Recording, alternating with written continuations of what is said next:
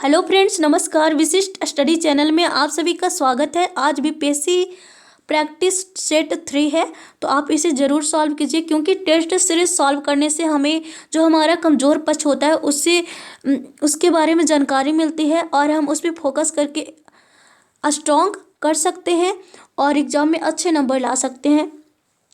जैसे यहाँ पे बीपीएससी में देख सकते हैं कि मॉडर्न हिस्ट्री हो गया और करंट अफेयर का सेक्टर बहुत बड़ा है। अगर इसमें से आपको कोई भी पक्ष कमज़ोर है तो आप उस पर फोकस कर सकते हैं। तो आइए देखते हैं। पहला प्रश्न है,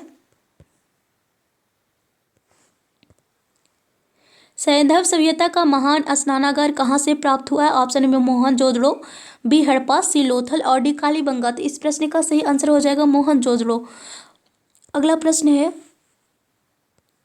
उत्तर वैदिक काल में निम्नलिखित में से किनको आर्य संस्कृति का धूर समझा जाता था? ऑप्शन ए अंग और मगध, बी कौशल और विदेह, सी कुरु और पंचाल, डी मत्स्य और सूरसेन। तो ऑप्शन ए सही हो जाएगा। आर्य संस्कृति का धूर मगध और अंग को समझा जाता था। अथर्ववेद में मगध और अंग देशों को दोनों को दूरस्थ प्रदेश कहा गया है। अगला है, महावीर जैन की मृत्यु निम्नलिखित में से किस नगर में हुई? Option A Rajgir, B Sanchi, C Pavapuri और डी समस्तीपुर। तो ऑप्शन सी सही हो जाएगा, पावापुरी। अगला प्रश्न है, निम्नलिखित में से कौन सा राजा महान सिकंदर महान के समकालीन था? Option A Mahapadma Nanda, B Ghanananda, C Sukalpa और डी चंद्रगुप्त मौर्य। तो इस प्रश्न का सही आंसर हो जाएगा बी घनानंद। घनानंद नंद वंश का अंतिम शासक था और चंद्रगुप्त मौर्य घनानंद की हत्या कर मौर्य साम्राज्य की स्थापना किया था। अगला प्रश्न है, अशोक के निम्न अभिलेखों में से पूर्ण रूपेण धार्मिक सहिष्णुता के प्रति समर्पित कौन सा अभिलेख है? तो अभिलेख नंबर 7, इसे याद रखेंगे। धार्मिक सहिष्णुता के प्रति समर्पित है अभिलेख नंबर 7। ऑप्शन भी सही होगा। अगला प्रश्न है, गुप्त काल में उत्तर भारतीय व्यापार निम्नलिखित में से किस एक पतन से संचालित होता था? ए ताम्रलिप्ति, बी भड़ौत, सी कल्याण और डी कासवे। तो इस प्रश्न का सही आंसर हो जाएगा बी भड़ौच। पश्चिम भारत का प्रमुख बंदरगाह भृगु कच्छ अर्थात भड़ौच था, जहां से पश्चिमी देशों के साथ समुद्रिक व्यापार होता था। अगला प्रश्न है, हुमायूं नामा की रचना किसने की थी? तो इस प्रश्न का सही आंसर हो जाएगा ऑप्शन सी गुलवदन बेगम। 8वां प्रश्न है, सूची 1 तथा सूची 2 को सुमेलित कीजिए और नीचे दिए गए कूट से सही उत्तर का चयन कीजिए।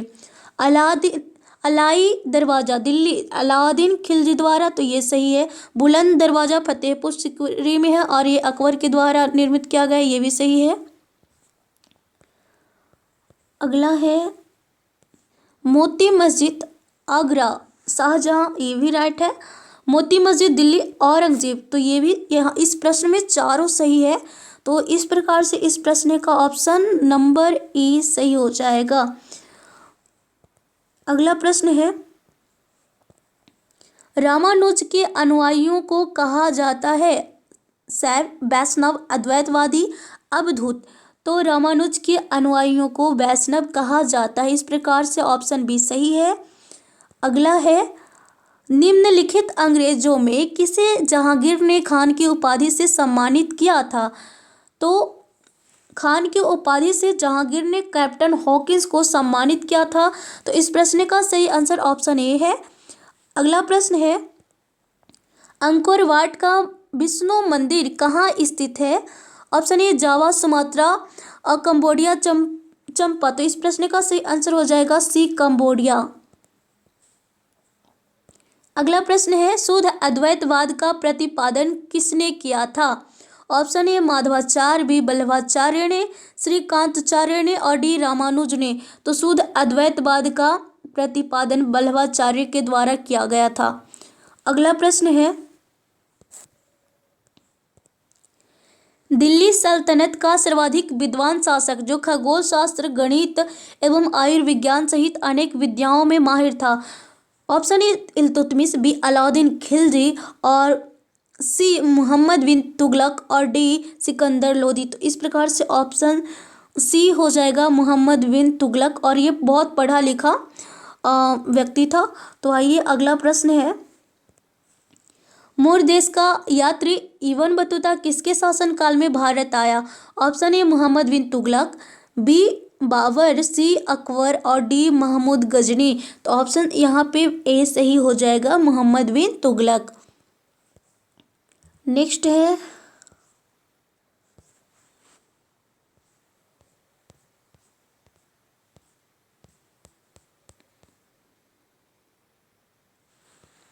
पंद्रहवा प्रश्न,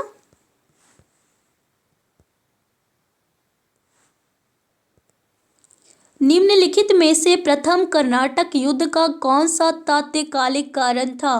ऑप्शन ए अंग्रेज और फ्रांसीसियों के बीच प्रतिद्वंदिता, बी ऑस्ट्रिया की राजगद्दी की जंग, सी कर्नाटक की राजगद्दी का मसला, अंग्रेजों द्वारा फ्रांसीसी जहाज का अधिग्रहण, और ई इनमें से कोई नहीं या एक से अधिक। तो इस प्रश्न का सही आंसर हो जाएगा ऑस्ट्रिया की राजगद्दी की जंग, ऑप्शन बी। 16वां प्रश्न है, सूची 1 को सूची 2 से मिलाइए और नीचे दिए गए कूट में से सही उत्तर का चयन कीजिए। तो सूची 1 में दिया गया है एक तरफ गवर्नर जनरल और एक तरफ उनके कार्य। तो देखते हैं, लॉर्ड कर्जन के द्वारा तो यहाँ पे बंगाल विभाजन किया गया था, तो 4 का सी हो जाएगा। और रिपन के द्वारा यहाँ पे स्वायत्त शासन, ऑप्शन बी का होगा यहाँ पे सी। और लॉर्ड विलियम बेंटिंग के द्वारा सती प्रथा का निषेध, 2 का ए और 1 का डी। तो आइए देखते हैं ऑप्शन कौन सा होगा, वो यहाँ पे हो जाएगा ऑप्शन नंबर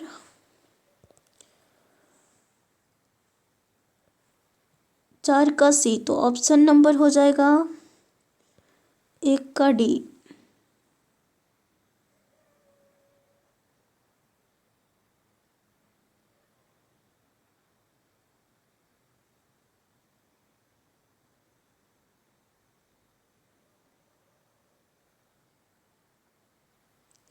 ऑप्शन नंबर 3 सही हो जाएगा यहाँ पे।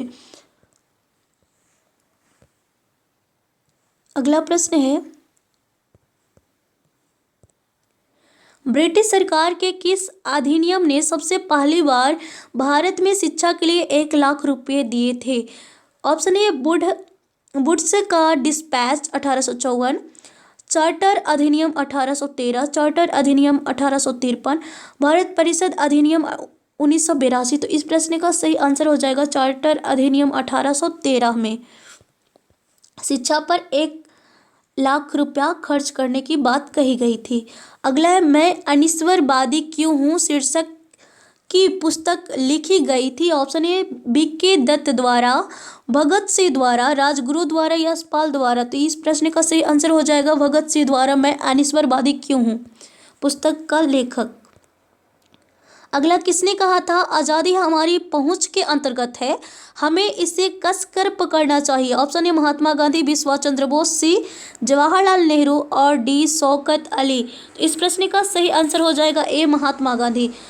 महात्मा गांधी के द्वारा कहा गया था आज़ादी हमारी पहुंच के अंतर्गत है, हमें इसे कसकर पकड़ना चाहिए।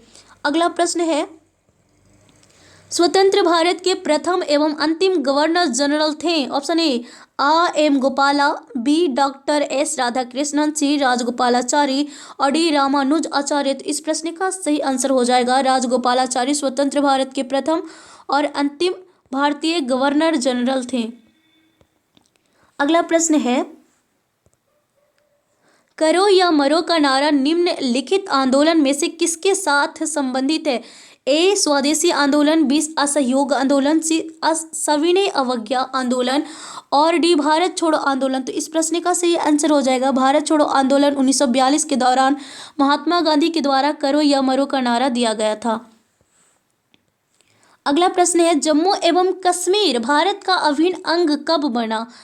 26 अक्टूबर 1948 को, बी 26 नवंबर 1948 को, सी 26 अक्टूबर 1947 को और डी 26 नवंबर 1950 को। तो इस प्रश्न का सही आंसर है 26 अक्टूबर 1947 को। अगला प्रश्न है, ऐतिहासिक दांडी मार्च का संबंध है, तो इसके बारे में तो आप लोग को पता होगा, नमक कानून तोड़ने से। तो ऑप्शन बी सही हो जाएगा। आइए अगले प्रश्न की ओर चलते हैं। प्रश्न है, स्वराज पार्टी को संस्थापित किया था। ऑप्शन ए बाल गंगाधर तिलक और महात्मा गांधी, बी बिपिन चंद्र पाल और लाला लाजपत राय, सी आर दास तथा मोतीलाल नेहरू, और डी सरदार वल्लभ भाई पटेल तथा राजेंद्र प्रसाद। तो इस प्रश्न का सही आंसर हो जाएगा सी आर दास और मोतीलाल नेहरू के द्वारा स्वराज पार्टी की स्थापना 1923 में की गई थी। अगला है, इनमें से कौन बिहार में किसान आंदोलन के साथ जुड़े थे। तो ऑप्शन ये यहाँ पे सही हो जाएगा, डॉक्टर राजेंद्र प्रसाद चंपारण आंदोलन के दौरान जुड़े हुए थे।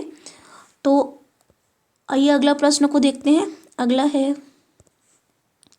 वर्ष 1920 में लाहौर से लाला लाजपत राय द्वारा उर्दू का कौन सा समाचार पत्र प्रारंभ किया गया था। तो उर्दू का समाचार पत्र वंदे मातरम। इस प्रकार से इस प्रश्न का सही आंसर हो जाएगा ऑप्शन ए। और द पीपुल ये अंग्रेजी में लाहौर से ही प्रारंभ किया गया था लाला लाजपत राय के द्वारा, द पीपुल। अगला है, भारत के स्वतंत्र प्राप्ति के बाद निम्नलिखित में से किसने सुझाव दिया था कि भारतीय राष्ट्रीय कांग्रेस को समाप्त कर दिया जाए। तो इस प्रश्न का सही आंसर हो जाएगा ऑप्शन सी, महात्मा गांधी ने। अगला प्रश्न है, निम्नलिखित में से किस महिला ने भारतीय तिरंगा सबसे पहले फहराया था। तो महिला में ऑप्शन ए है अरुणा आसफ अली, बी भीखाजी कामा, डी दुर्गा भाभी, सी दुर्गा भाभी, और डी कमला देवी चट्टोपाध्याय। तो इस प्रश्न का सही आंसर ऑप्शन बी हो जाएगा, भीखाजी कामा।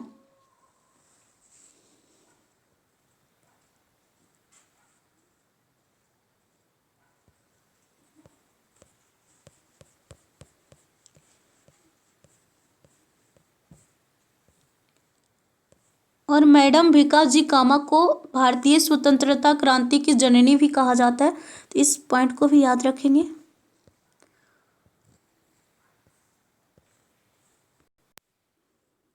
तो आइए अगले प्रश्न को देखते हैं। प्रश्न है 29वां प्रश्न है, गांधी जी की मृत्यु पर किसने कहा था हमारे जीवन से प्रकाश चला गया है। Option A Lord Mountbatten, B Rajendra Prasad, C S Radhakrishnan, और डी जवाहरलाल नेहरू। तो जवाहरलाल नेहरू के द्वारा कहा गया था हमारे जीवन से प्रकाश चला गया है गांधी जी की मृत्यु पर। तो ऑप्शन डी सही है। अगला प्रश्न है, वास्को डी गामा सर्वप्रथम भारत में किस बंदरगाह पर आया। ऑप्शन ए ताम्रलिप्ति, बी भड़ौत, सी कोलकाता, और डी कालीकट। तो वास्को डी गामा कालीकट बंदरगाह पर आया था। अगला प्रश्न है, हैदर अली ने आधुनिक शस्त्रागार की स्थापना कहाँ किया था। Option A Amritsar, B Dindigul, और सी कोचीन, और डी बूदीकोट। तो इस प्रश्न का सही आंसर हो जाएगा डिंडीगुल, ऑप्शन बी। अगला प्रश्न है, जिस प्रकार गांधी और इरविन समझौता को दिल्ली समझौता कहा जाता है, उसी प्रकार गांधी और अंबेडकर समझौता को कहा जाता है। तो गांधी और अंबेडकर समझौता को पूना समझौता के नाम से जाना जाता है, और पूना समझौता 1932 में हुआ था। ऑप्शन सी सही होगा। अगला है, भारतीय राष्ट्रीय कांग्रेस की स्थापना के समय भारत का वायसराय कौन था। तो 1985 में भारतीय राष्ट्रीय कांग्रेस की स्थापना हुआ था। तो इस समय लॉर्ड डफरिन वायसराय था। तो ऑप्शन डी सही है। अगला है, गद्दर पार्टी की स्थापना कब हुई थी। ऑप्शन ए 1907, बी 1913, सी 1917, और डी 1920। तो गद्दर पार्टी की स्थापना 1913 में सैन फ्रांसिस्को में लाला हरदयाल के द्वारा किया गया था। अगला है, सुमेलित कीजिए। इसे छोटा कर लेते हैं थोड़ा। सूची 1 और सूची 2 को सुमेलित कीजिए तथा नीचे दिए गए कोड से सही उत्तर चुनिए। तो यहाँ पे देख रहे हैं एक तरफ स्थान दिया है और एक तरफ स्मारक दिया है। एलिफेंटा, एलिफेंटा गुफा है, तो यहाँ पे ए का हो जाएगा ऑप्शन, यहाँ पे ए का 3 होगा। और सांची का स्तूप है तो हो जाएगा एक, डी का 1। तो इस प्रकार से यहाँ पे मैच कर सकते हैं। ए का 3, तो ए का 3 हमारा दिख रहा है इसमें बी में, और डी का 1, तो बी सही हो जाएगा। और श्रवणबेल गोला ये मूर्ति है एक। खजुराहो तो ये मंदिर है, चंदेल शासकों के द्वारा बनाया गया था। अगला प्रश्न है, ब्रिटिश शासन के दौरान तत्कालीन मद्रास प्रेसिडेंसी में रैयतवाड़ी प्रणाली की शुरुआत करने वाला कौन था? Option A Macartney, B Elphinstone, C Thomas Munro, D John Lawrence. तो थॉमस मुनरो इस प्रश्न का सही आंसर हो जाएगा। और आप लोग कमेंट बॉक्स में कमेंट जरूर कीजिएगा कि आपका कितना प्रश्न सही हुआ है, और लाइक भी कर दीजिएगा।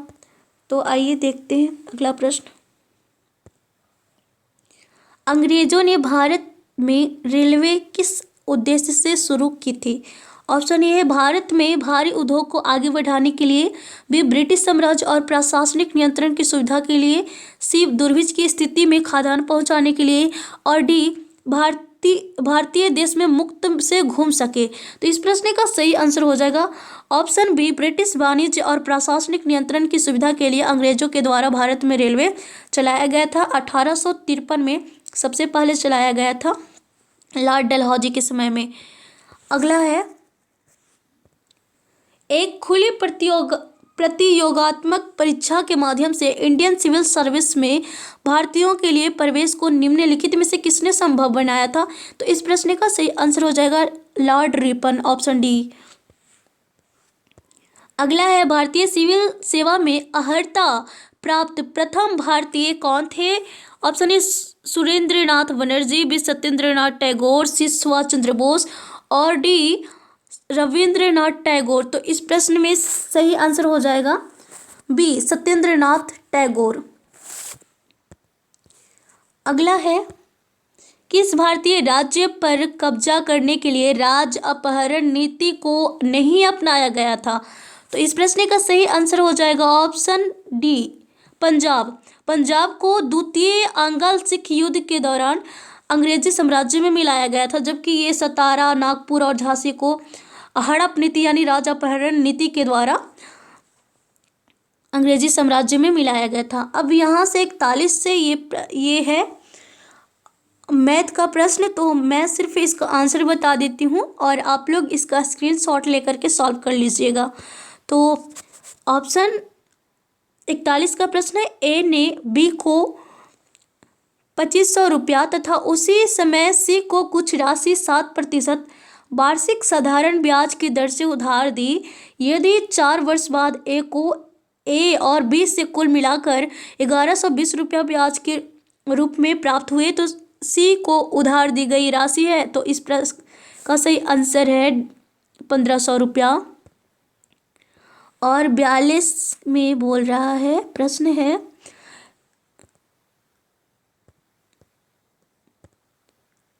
एक भरने वाले पाइप के द्वारा एक ड्रम को 40 मिनट में तेल से भरा जा सकता है। एक अन्य खाली करने वाला पाइप पूरे भरे ड्रम को 60 मिनट में खाली कर सकता है। जब ड्रम का भाग तेल से भरा था, खाली करने वाली पाइप को खोल दिया जाए तथा 15 मिनट के पश्चात बंद कर दिया गया। यदि इस समय भरने वाले पाइप को खोले तो ड्रम को भरने में लगने वाला समय होगा। तो इस प्रश्न का सही आंसर हो जाएगा ऑप्शन ए। अगला है, तो आप लोग इस प्रश्न का आंसर सिर्फ मैं बता देती हूँ, स्क्रीनशॉट लेते चाहिए। 43 का ऑप्शन सी हो जाएगा। 44 का आंसर इसका बी हो जाएगा 10%। 45 का ऑप्शन डी 1000 रुपया।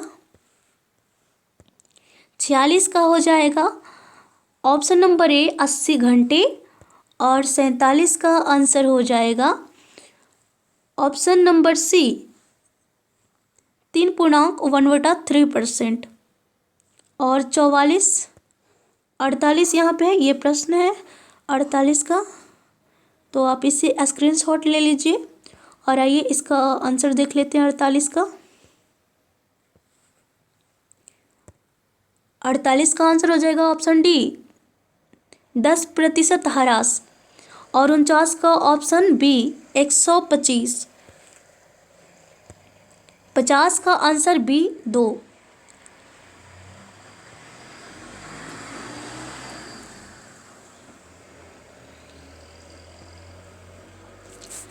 अगला है शिशु लिंग किसके गुणसूत्री योगदान पर निर्भर करता है। ऑप्शन ए पिता, बी माता, सी माता पिता दोनों और डी दादी। तो यहाँ ऑप्शन ए सही हो जाएगा, शिशु लिंग पिता के गुणसूत्र पर निर्भर करता है। अगला प्रश्न है एक उत्पादक एक शाकाहारी और मांसाहारी को दर्शाने वाली एक उपयुक्त आहार श्रृंखला निम्न में से कौन सी है। तो शाकाहारी, उत्पादक, शाकाहारी और मांसाहारी। तो इस प्रश्न का सही आंसर हो जाएगा ऑप्शन बी उत्पादक पौधा उत्पादक है और खरगोश शाकाहारी और बाघ मांसाहारी। अगला है मनुष्य का मस्तिष्क कितने भागों में विभाजित होता है। इस प्रश्न का सही आंसर हो जाएगा ऑप्शन बी 3 भागों में, अग्र मस्तिष्क, मध्य मस्तिष्क और पश्च मस्तिष्क में। अगला ये अच्छा प्रश्न है तो इसे देखिएगा। रूपैटिक हृदय रोग का इलाज किसकी मदद से किया जाता है। Option A aspirin, B streptomycin, C methyldopa और डी पेनिसिलिन। तो इस प्रश्न का सही आंसर हो जाएगा ऑप्शन ए एस्पिरिन। रूपैटिक हृदय रोग का इलाज एस्पिरिन की मदद से की जाती है। अगला है रकाब यानी अस्टेपिज हड्डी मानव शरीर में कहाँ पाई जाती है। तो अस्टेपिज मानव शरीर के कान में पाई जाती है और कान में हड्डियों की संख्या 6 होता है और अस्टेपिज मानव शरीर की सबसे छोटी हड्डी है। अगला प्रश्न है विटामिन B2 का अन्य नाम है। विटामिन B2 का अन्य नाम है राइबोफ्लोविड ऑप्शन सी और विटामिन B1 का नाम है थायमिन। अगला प्रश्न है विस्तृत स्पेक्ट्रम प्रतिजैविकी किससे उत्पन्न होता है। तो इस प्रश्न का सही आंसर हो जाएगा ऑप्शन ए स्ट्रेप्टोमाइसिस।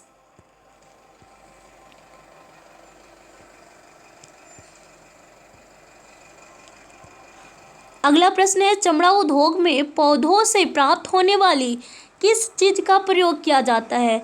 तो चमड़ा उद्योग में टैनिन का प्रयोग किया जाता है ऑप्शन डी। अगला है मिनी माता रोग किस कारण से हुआ था। तो मिनी माता शहर में, ये मिनी माता एक जापान का शहर है, तो पारा के कारण मिनी माता रोग हुआ था। अगला है यूकैरियोटिक सेल में प्लाज्मा झिल्ली किससे बनी होती है। Option A phospholipid, B lipoprotein, C phospholipoprotein और डी फास्फोप्रोटीन। तो इस प्रश्न का सही आंसर हो जाएगा ऑप्शन सी फास्फोलियोप्रोटीन। अगला है तेल द्वारा लगाए गए घर्षण को खाली जगह कहते हैं, तो तेल द्वारा लगाए गए घर्षण को कर्षण कहा जाता है। नेक्स्ट प्रश्न है एक्स किरणों का प्रयोग किस लिए किया जाता है। तो ऑप्शन इसका सी हो जाएगा हृदय रोग का पता लगाने के लिए।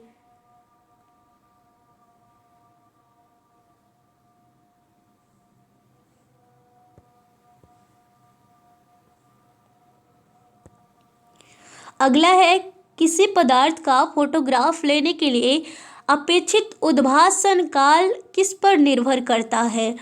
पदार्थ की चमक, बी फोटोग्राफर के कौशल, सी पदार्थ की निकटता और डी पदार्थ के आकार।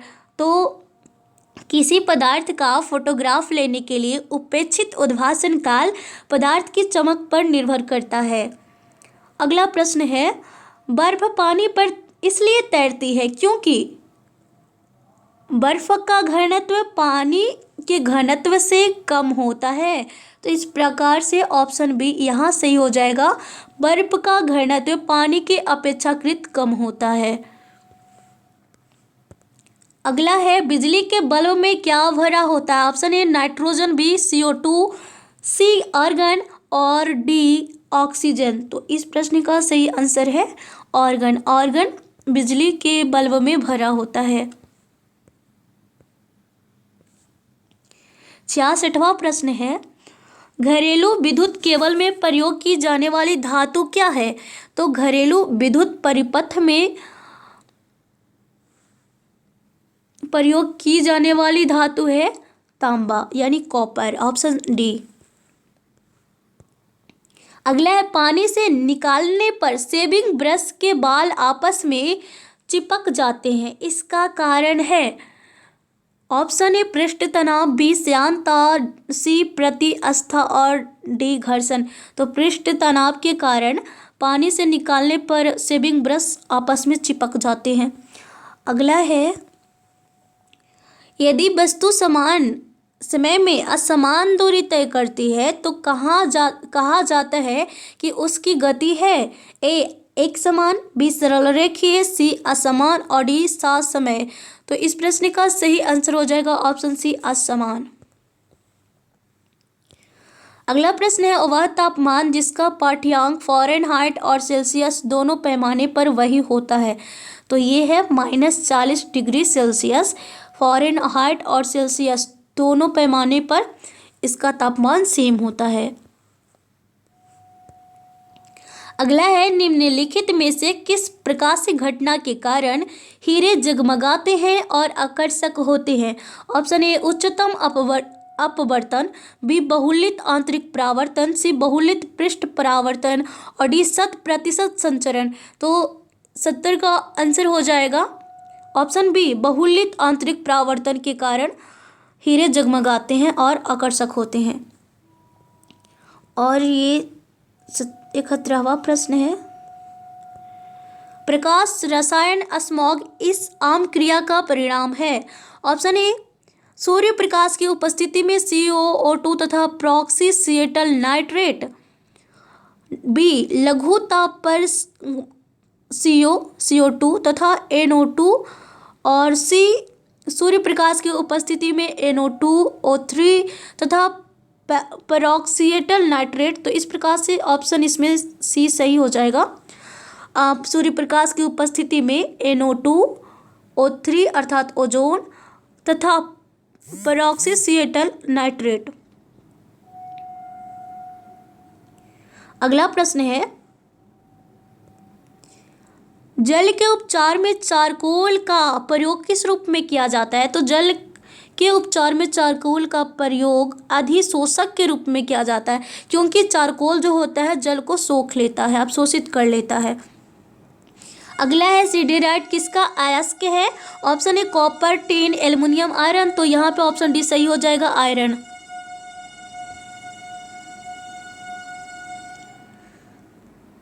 अगला प्रश्न है शराब पीकर गाड़ी चलाने वाले ड्राइवर की जांच करने के लिए पुलिस द्वारा प्रयुक्त श्वास विश्लेषक किस रासायनिक आधार पर कार्य करता है। तो 74 का आंसर हो जाएगा ऑप्शन सी रेडॉक्स अभिक्रिया या रिएक्शन। तो इसे याद रखेंगे शराब पीकर गाड़ी चलाने वाले ड्राइवरों की जांच करने के लिए पुलिस द्वारा प्रयुक्त श्वास विश्लेषक रेडॉक्स अभिक्रिया रासायनिक आधार पर कार्य करती है।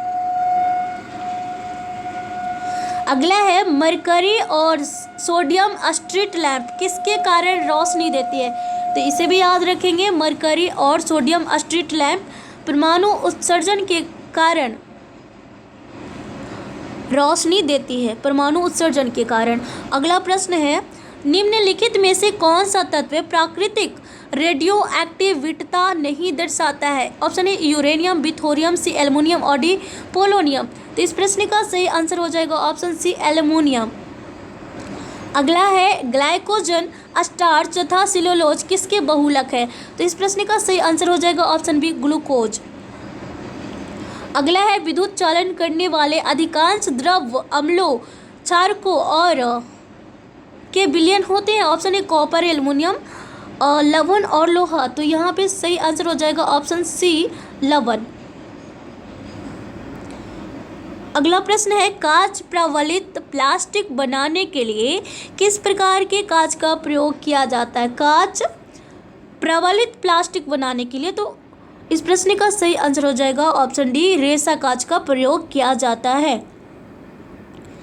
अगला प्रश्न है, एक परमाणु के 3 आधारभूत अवयव कौन से हैं? तो इस प्रश्न का आप लोग को तो आंसर पता ही होगा, इलेक्ट्रॉन, प्रोटॉन और न्यूट्रॉन। तो इस प्रकार से ऑप्शन बी सही हो जाएगा।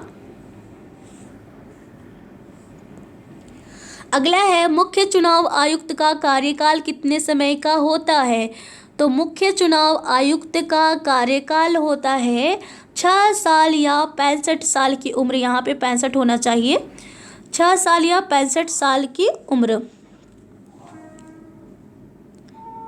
वर्तमान में चुनाव आयुक्त सुनील अरोड़ा है, तो इसे भी याद रखेंगे। अगला है,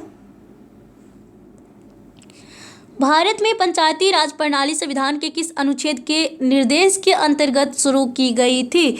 तो अनुच्छेद 40, ऑप्शन बी सही है। अगला है, राज्यों को भाषाई आधार पर कब पुनर्गठित किया गया था? तो ऑप्शन सी हो जाएगा 1956। नेक्स्ट है, संयुक्त राष्ट्र सुरक्षा परिषद के अस्थायी सदस्य की कार्य अवधि कितनी होती है? तो ये 2 वर्ष होती है अस्थायी सदस्य की। तो याद रखेंगे, अभी भारत भी संयुक्त राष्ट्र सुरक्षा परिषद के अस्थायी मेंबर है वर्तमान में। ठीक है, तो अगला है, लोकसभा और राज्य लोकसभा में लोकपाल बिल और अधिक सख्त संशोधन के साथ कब पारित हुआ? तो लोकसभा में 18 दिसंबर 2013 और राज्यसभा में नहीं, लोकसभा में 17 दिसंबर 2013 और राज्यसभा में 18 दिसंबर 2013 को ये बिल पास हुआ था। तो ये याद रखेंगे। अगला है, भारतीय नियंत्रक और महालेखा परीक्षक किसके लिए एक मित्र, एक दार्शनिक और मार्गदर्शक के रूप में कार्य करता है? तो ऑप्शन ए सही है, लोक लेखा समिति। अगला प्रश्न है, भारत का प्रधानमंत्री बनने के लिए अपेक्षित न्यूनतम आयु क्या है? ऑप्शन ए 18 वर्ष, बी 21 वर्ष, सी 25 वर्ष और डी 35 वर्ष। तो इस प्रश्न का सही आंसर हो जाएगा ऑप्शन सी, न्यूनतम आयु है 25 वर्ष। क्योंकि देखिए, भारत का प्रधानमंत्री बनने के लिए उसका संसद के किसी सदन का सदस्य होना आवश्यक होता है और लोकसभा की सदस्यता के लिए न्यूनतम आयु 25 वर्ष और राज्यसभा की सदस्यता के लिए न्यूनतम आयु 30 वर्ष है। अतः भारत का प्रधानमंत्री बनने के लिए न्यूनतम आयु 25 वर्ष होगा। तो अगला प्रश्न है, केंद्रीय विधानमंडल का अध्यक्ष बनने वाले पहले भारतीय कौन थे? तो इस प्रश्न का सही आंसर हो जाएगा विट्ठल भाई पटेल। 1925 में विट्ठल भाई पटेल केंद्रीय विधानसभा का प्रथम अध्यक्ष बनने वाले प्रथम भारतीय थे। अगला प्रश्न है, निम्नलिखित में से कौन सा न्यायिक आदेश उच्च न्यायालय या उच्चतम न्यायालय द्वारा किसी व्यक्ति को किसी सार्वजनिक कार्यालय पर अधिकार करने से रोकने के लिए जारी किया जाता है? तो इस प्रश्न का सही आंसर हो जाएगा अधिकार परीक्षा, ऑप्शन डी। अधिकार परीक्षा आदेश को उच्चतम न्यायालय या उच्चतम न्यायालय द्वारा किसी व्यक्ति को किसी सार्वजनिक कार्यालय पर अधिकार करने से रोकने के लिए जारी किया जाता है।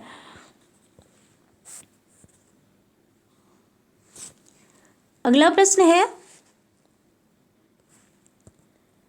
निम्नलिखित में से किसके पास भारतीय सुरक्षा बलों पर सर्वोच्च कमान होता है? तो इस प्रश्न का आंसर आप लोग को सही पता होगा, भारत के राष्ट्रपति, ऑप्शन डी। अगला है, हेल बॉब किसका नाम है? तो हेल बॉब पुच्छल तारा का नाम है, ऑप्शन ए सही है। अगला है, निम्न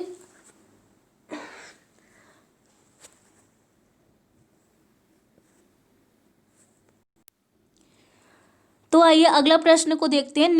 निम्नलिखित में से कौन सा एक युग्म सही सुमेलित नहीं है? तो इस प्रश्न का सही आंसर हो जाएगा नागार्जुन सागर, क्योंकि नागार्जुन सागर कावेरी पे नहीं कृष्णा नदी पे स्थित है और दुलहस्ती सही है। इसमें चिनाब, इंदिरा गांधी नहर, सतलज, उकाई, ताप्ती ये सही है। अगला प्रश्न है,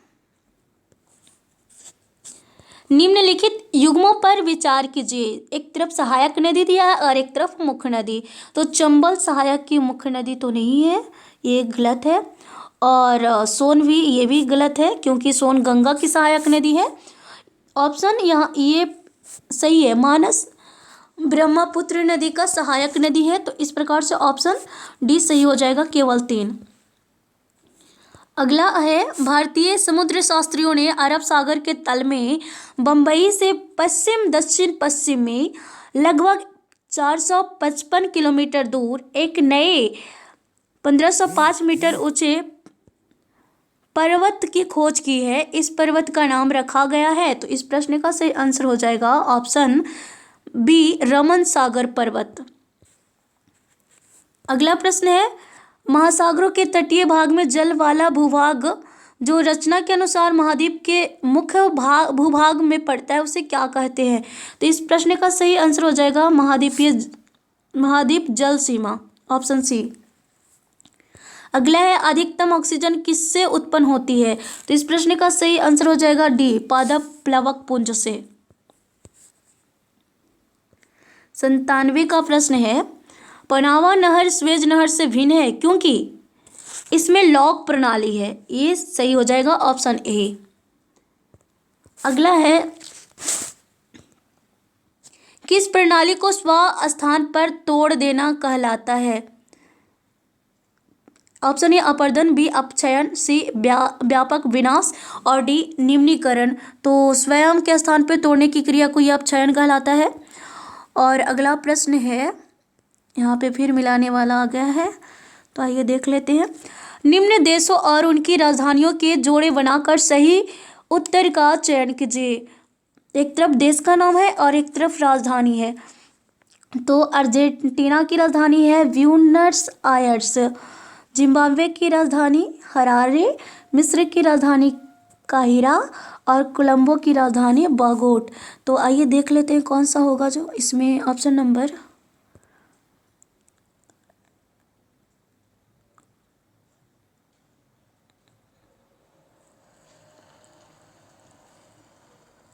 एक का 3 था, तो यहाँ पे ऑप्शन नंबर हो जाएगा सी का 4, ऑप्शन नंबर ए सही होगा।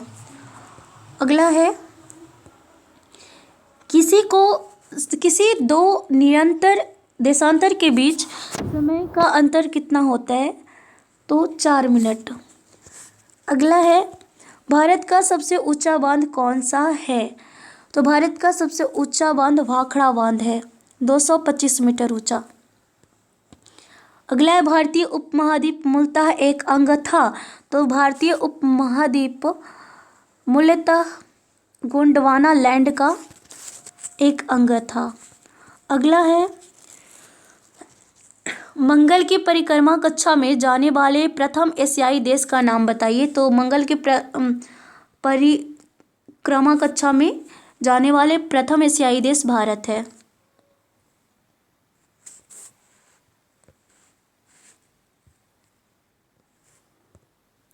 सिंधु नदी का उद्गम होता है। तो सिंधु नदी का उद्गम होता है कैलाश पर्वतमाला से। भारत में वर्षा वन पाए जाते हैं। तो वर्षा वन भारत में पश्चिम घाट और उत्तर पूर्वी हिमालय में पाए जाते हैं। तो इस प्रश्न का सही आंसर हो जाएगा ऑप्शन सी। सभी मनुष्य मेरी संतान है, यह कथन किस शासक का है? तो ये कथन अशोक का है, ऑप्शन ए सही है। भारत छोड़ो आंदोलन में राजेंद्र प्रसाद को किस जेल में रखा गया था? तो भारत छोड़ो आंदोलन 1942 के दौरान बांकीपुर जेल में राजेंद्र प्रसाद को रखा गया था। अगला है, बसाठ से प्राप्त मुहर में ध्रुव स्वामिनी को किसकी पत्नी बताया गया है? तो इस प्रश्न का सही आंसर हो जाएगा ऑप्शन ए, चंद्रगुप्त द्वितीय की पत्नी। अगला है बांका जिला के बौंसी में स्थित मंदार पहाड़ी से किस शासक का अभिलेख प्राप्त हुआ है जिसमें तालाब खुदवाने और विष्णु की प्रतिमा स्थापित करने का वर्णन है। तो इस प्रश्न का सही आंसर हो जाएगा option A Aditya Sen. Next है महावीर की मृत्यु 468 ईसा पूर्व 72 वर्ष की अवस्था में कहाँ हुई थी। तो पावापुरी में, ऑप्शन सी। अगला बौद्ध संघ में शामिल होने वाली प्रथम स्त्री कौन थी। तो गौतम बुद्ध की मां प्रजापति गौतमी। नेक्स्ट है कटैया जल विद्युत केंद्र किस नदी परियोजना का अंग है। तो इस प्रश्न का सही आंसर हो जाएगा ऑप्शन ए कोसी नदी परियोजना।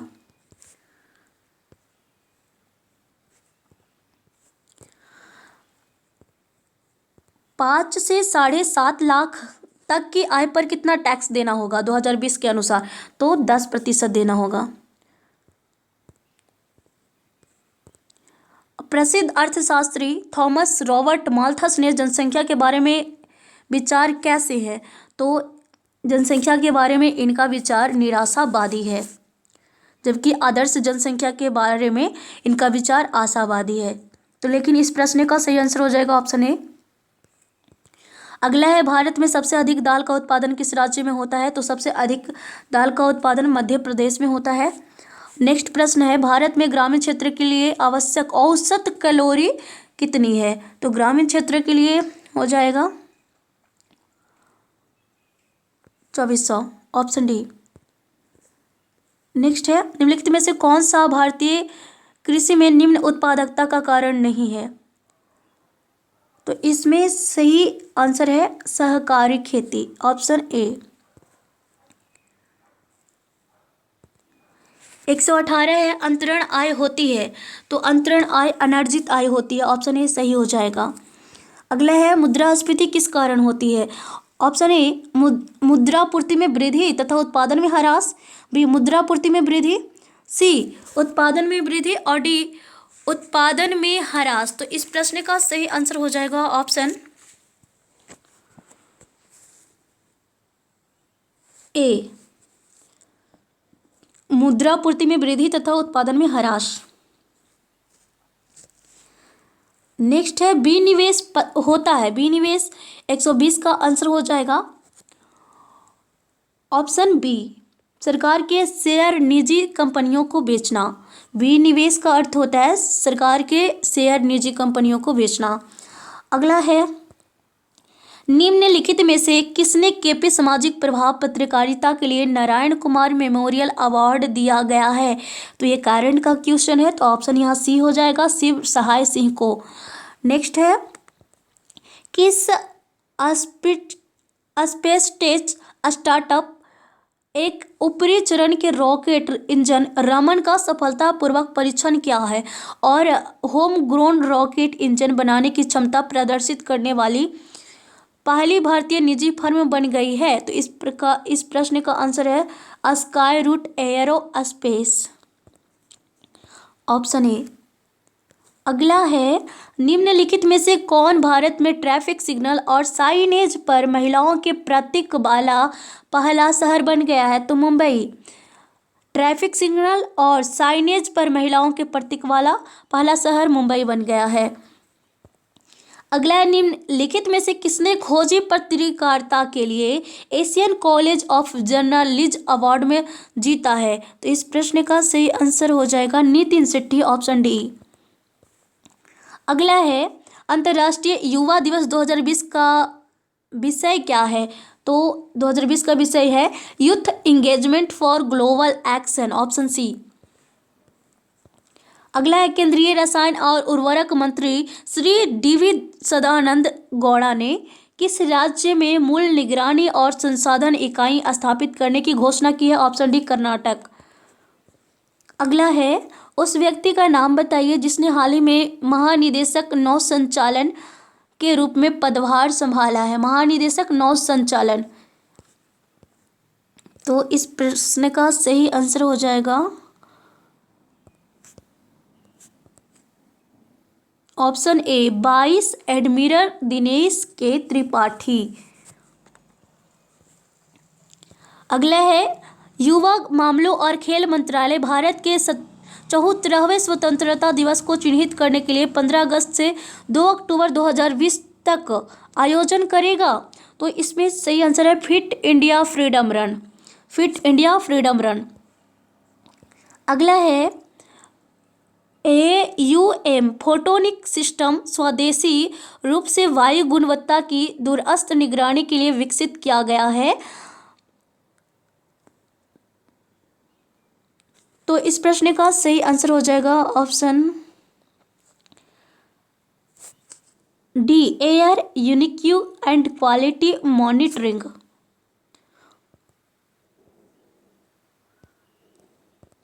उस देश का नाम बताइए जिसने अपनी उन्नत मिसाइल रक्षा प्रणाली एरो 2 बैलिस्टिक मिसाइल इंटरसेप्टर का सफल परीक्षण किया है।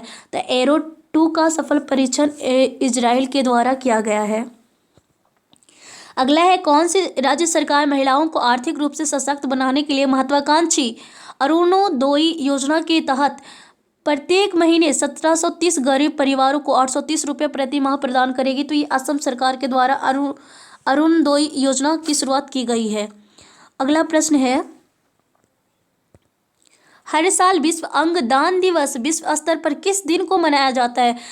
अंगदान दिवस। तो इस प्रश्न का सही आंसर हो जाएगा ऑप्शन डी, 13 अगस्त को।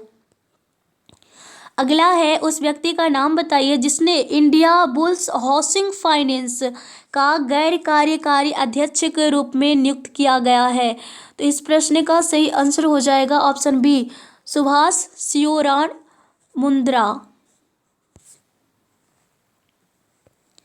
अगला है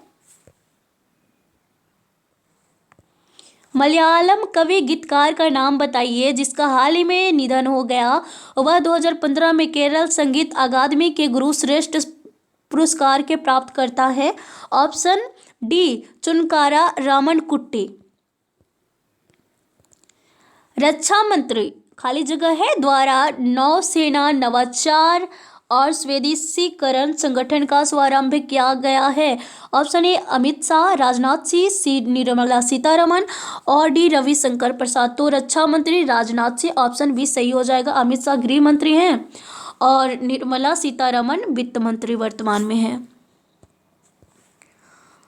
अगला प्रश्न है उस भारतीय क्रिकेटर का नाम बताइए जिसे स्पोर्ट्स आईवीआर ब्रांड ओकली ने अपना ब्रांड एम्बेसडर चुना है। तो इस प्रश्न का सही आंसर हो जाएगा रोहित शर्मा को। केंद्रीय विधानमंडल ने हाल ही में एनआरए के गठन को मंजूरी दी है जो एक बहु एजेंसी निकाय है जो सामान्य योग्यता परीक्षा यानी कॉमन एलिजिबिलिटी टेस्ट आयोजित करने के लिए जिम्मेदार होगा। एनआरए का पूरा नाम है नेशनल रिक्रूटमेंट एजेंसी। ऑप्शन ये सही है, नेशनल रिक्रूटमेंट एजेंसी। अगला है उस व्यक्ति का नाम बताइए जिसने डोमिनिकन गणराज्य के 54वें राष्ट्रपति के रूप में शपथ ली है। तो इस प्रश्न का सही आंसर हो जाएगा Luis Rodolfo Abinader Corona. Option B. अगला है एशियाई विकास बैंक ने भारत में आधुनिक high speed 82 kilometre Uttar Pradesh regional rapid transition system के निर्माण के लिए ऋण की मंजूरी दी है। तो इस प्रश्न का सही आंसर हो जाएगा ऑप्शन डी, $1 बिलियन।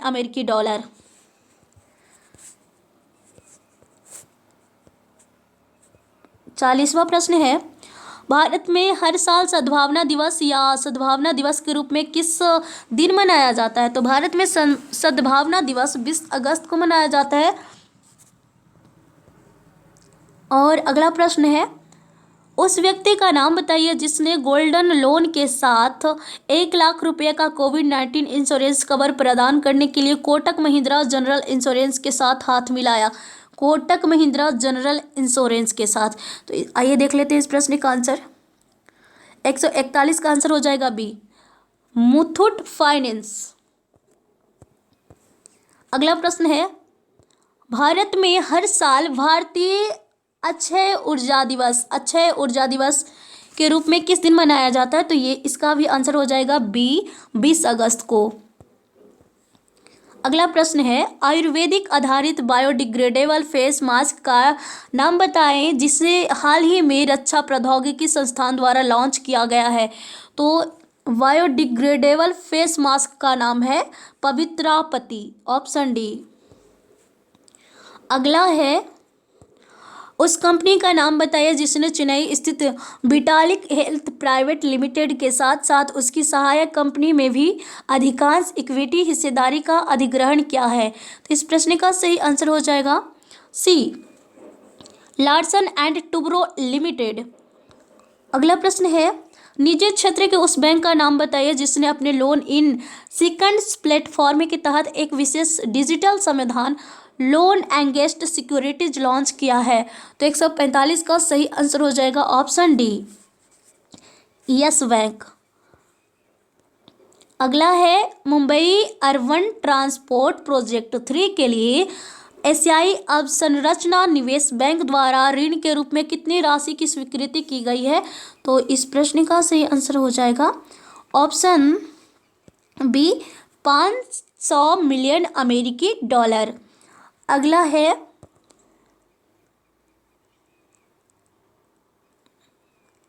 के मास्को में खाली जगह दिया है, के मास्को में चीन राजकुमार और भारतीय राजदूत डीवी वेंकटेश वर्मा द्वारा